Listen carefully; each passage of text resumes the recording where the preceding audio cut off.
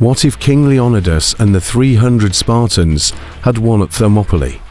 Or the Battle of Thermopylae, the stand of the fearless 300 Spartans against an army so vast it looked like a storm cloud rolling over Greece. The reality, however, was that King Leonidas and his band of warriors were destined for a grim end. But what if, by some miracle of strategy, inspiration, or pure Spartan grit, they'd actually won? Part 1. Spartan Victory. A bicep-curling, sword-clashing miracle.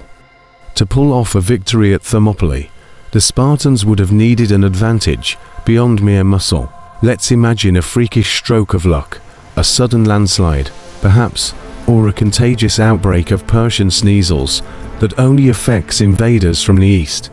Alternatively, Leonidas could have invented something akin to the first ever Spartan spin class, exhausting the Persians before they ever reached the pass. In any case, suppose the Spartans actually managed to repel Xerxes' forces. With the threat averted, Greece would have celebrated a massive victory. But now we encounter a paradox. The Persians weren't the only problem for Greece, they were just the most immediate. By defeating them, Sparta would have gained unchallenged glory, and a very large to-do list. Part 2. The aftermath of victory. When glory gets complicated. If Leonidas had survived, he would have become an international celebrity, a historical influencer, if you will. Fame on the level of Leonidas would have meant speaking engagements in the form of philosophical debates, visiting dignitaries from across the Aegean, and endless demands for Spartan boot camp tour.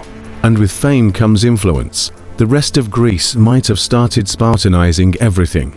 Imagine Athens, home of democracy and highbrow discussions on ethics, slowly turning into a Spartan society. Arts out, muscle-bound statues and minimalist home decor. In. The Parthenon, probably redesigned with less frill and more function. Instead of philosophers contemplating the cosmos, you'd have Spartans pondering the fastest way to wrestle the cosmos into submission. Part 3. International fallout. The ripple effects of a Spartan win. One of the most significant effects of a Spartan victory would have been on Persia. With their leader humiliated and armies defeated, Persia's power would have waned. Greece would likely have gained influence throughout the Mediterranean, expanding its influence and reshaping local cultures in the Spartan mold. Fast forward a bit, and the power vacuum left by Persia's fall could lead to all sorts of alternate histories. For one, Alexander the Great's exploits might never have happened. Who needs to conquer Persia when Persia's already in ruins? He might have become Alexander the Average instead, just another Macedonian prince with a fondness for ancient Greek poetry and a robust appreciation for feta cheese. Part 4. What about the rest of us? Now, here's the fun part. The Spartans didn't much care for things like culture or innovation. Instead of the Mediterranean becoming a hub of art, science, and philosophy, we might have had a Spartan-dominated empire that valued discipline and military prowess above all else. Imagine a world without the Hippocratic Oath. Doctors might have sworn something like, "If they're not tough enough, don't treat them." Without Euclidean geometry, and without Aristotle. In such a world, the focus might be on practicality over creativity. Libraries, rare.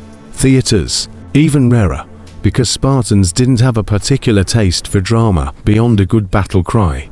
Music, you'd be lucky to get a war drum rhythm at best. Part 5. The what if unravels why it's good the Spartans lost.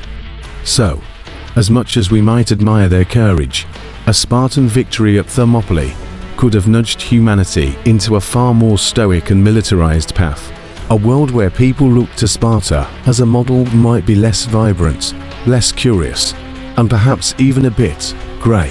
As we step back from this alternate history, we might just be grateful the Spartans didn't rewrite the rule book. Instead, Greece flourished in its diversity of thought, culture, and curiosity, giving us a world that still values more than just ironclad ABS.